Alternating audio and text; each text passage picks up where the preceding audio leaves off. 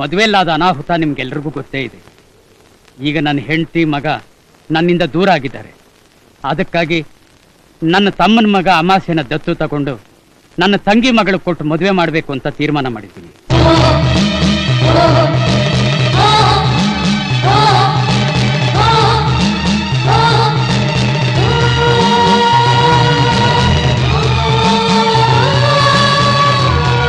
ನಾನ್ ಕೇಳಿ ಸತ್ಯನಾ?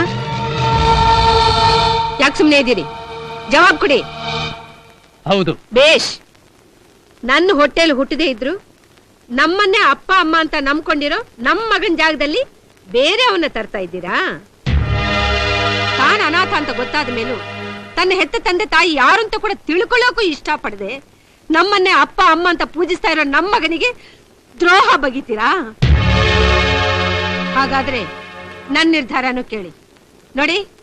ನಿಮ್ ವಾರಸದಾರಿಕೆನ ಬೇರೆ ಯಾರಿಗೆ ಬೇಕಾದ್ರೂ ಕೊಟ್ಕೊಳ್ಳಿ. ಆದ್ರೆ ಅಪ್ಪ ಅನ್ನೋ ಹಕ್ಕನ್ನ ಬೇರೆ ಯಾರಿಗಾದ್ರೂ ಕೊಟ್ರೆ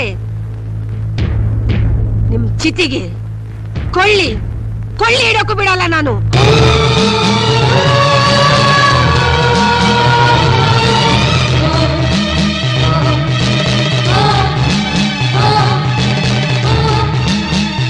ನಿಂತ್ಕೋ.